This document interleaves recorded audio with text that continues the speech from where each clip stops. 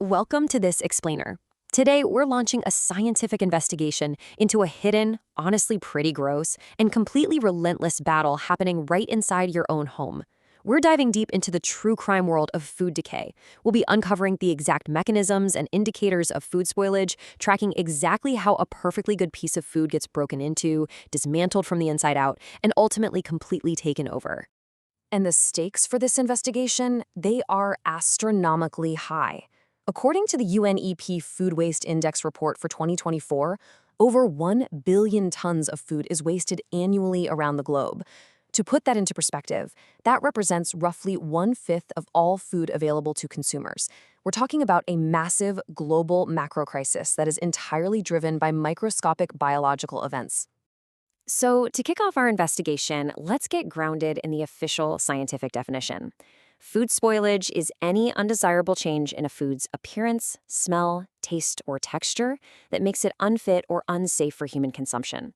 Notice how incredibly sensory this is. It's not just some abstract chemical equation on a chalkboard.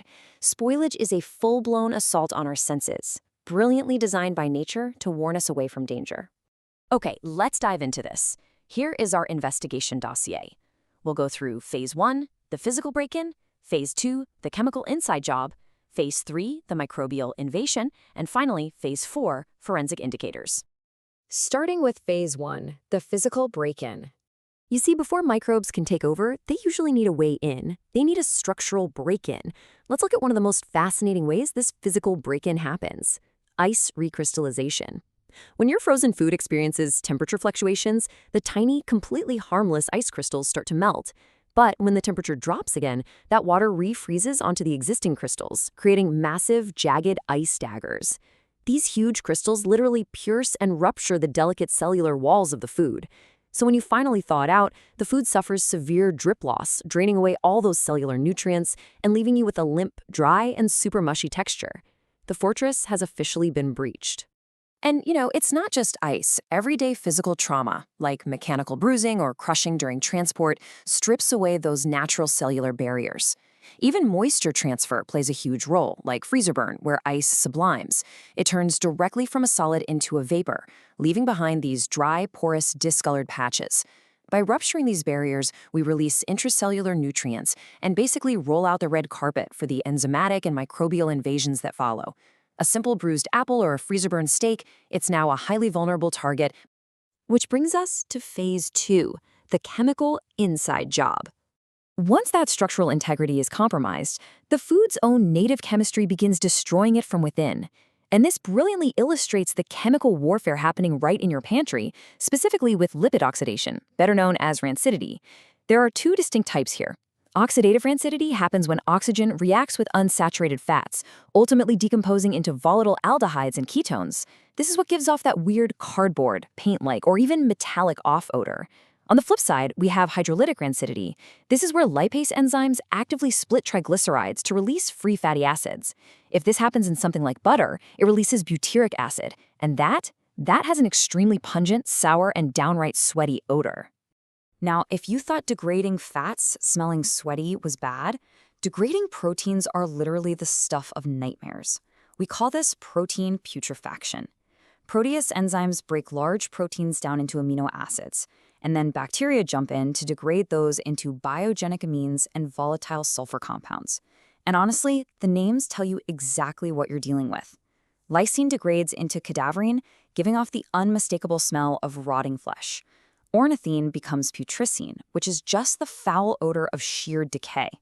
Sulfur amino acids turn into hydrogen sulfide, blasting you with a rotten egg odor, and deamination releases sharp, highly pungent ammonia. You can practically smell the slide, right? We know carbohydrates get fermented into sour organic acids and gas, but what about how the food looks? Remember that mechanical bruising we talked about back in Phase 1? Well, that physical break-in directly triggers a chemical reaction known as enzymatic browning. Polyphenol oxidase, or PPO enzymes, are released from the ruptured cells. The second they meet oxygen, they catalyze phenolic compounds into O-quinines, which then polymerize into dark melanin pigments. That is exactly why your dropped apple or a freshly sliced potato rapidly develops those super unappetizing brown spots. All right, Phase 3. The microbial invasion. So with the physical barriers smashed and the chemical breakdown basically serving up a free nutrient buffet, different microbes swoop in, and they exploit completely different environments to cause their own unique brand of sensory destruction. Bacteria absolutely love refrigerated meats or the anaerobic conditions of canned goods, leaving behind slime, foul odors, or gas. Yeasts, they thrive in high-sugar, acidic environments like fruit juices, causing this uncontrolled fermentation that leads to frothing and alcoholic off-flavors. And then there are molds. Molds are the ultimate survivors. They thrive in low-water activity environments like bread and cheese, forming those highly visible cottony root networks known as mycelia. Let's move to and see how this builds with a few specific bacterial culprits. You might think your refrigerator protects you, but actually, cold-loving, psychotrophic bacteria like Pseudomonas actively thrive at refrigeration temperatures. They secrete lipases and proteases to create that nasty surface slime on your fresh meats. Contrast that with spore formers like Clostridium and Bacillus. These guys are tough, heat-resistant bacteria whose endospores can literally survive cooking and pasteurization. They hide out in the totally oxygen-free environment of canned foods, producing gases that cause the metal cans to swell right up. But here's the thing. While bacteria give us those immediate, gross sensory warnings like slime and gas, molds are far more insidious. Molds are filamentous fungi that can grow in dry or even acidic conditions. But the visible cottony fuzz you see on your bread or fruit, that is only half the story. Molds synthesize highly dangerous secondary metabolites called mycotoxins, such as aflatoxin, produced by Aspergillus. These mycotoxins are heat-stable, and they pose serious, completely invisible chronic health risks long after the visible mold might be scraped away.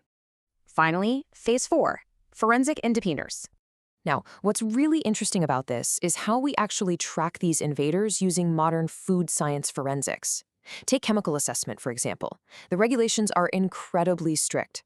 Let's look at total volatile basic nitrogen, or TVBN. This measures the accumulation of ammonia and amines like trimethylamine, which is exactly what gives spoiled fish its characteristic fishy odor. For seafood, the standardized regulatory index considers the fish completely spoiled the moment TVBN exceeds 30 to 35 milligrams per 100 grams. It is a highly precise, definitive chemical threshold for decomposition. And on the microbiological side, it's pretty fascinating. Scientists don't just blindly count every single microbe anymore. Instead, they specifically hunt for SSOs, or specific spoilage organisms. SSOs are the targeted subpopulations of microbes that are actively producing those offensive volatile organic compounds, the VOCs, that cause us to reject the food under specific storage conditions.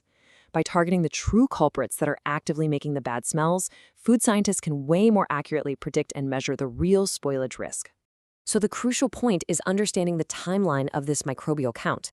If we look at the aerobic plate count, a microbial load of 10 to the power of 7 colony-forming units per gram is the exact threshold where early signs of sensory spoilage, like off odors, become detectable to human senses. Basically, we can smell the crime scene at 10 to the 7th. If that microbial load grows just one more magnitude to 10 to the 8th, that is exactly when physical slime formation occurs. So we've tracked the physical break-in, we've witnessed the chemical inside job, mapped out the microbial invasion, and looked at the forensic limits. Food spoilage is a relentless, interconnected breakdown of biology and chemistry. So, knowing all these invisible battles happening right now, what is currently turning into a crime scene inside your fridge? Keep an eye out, trust your senses, and thank you for joining this explainer.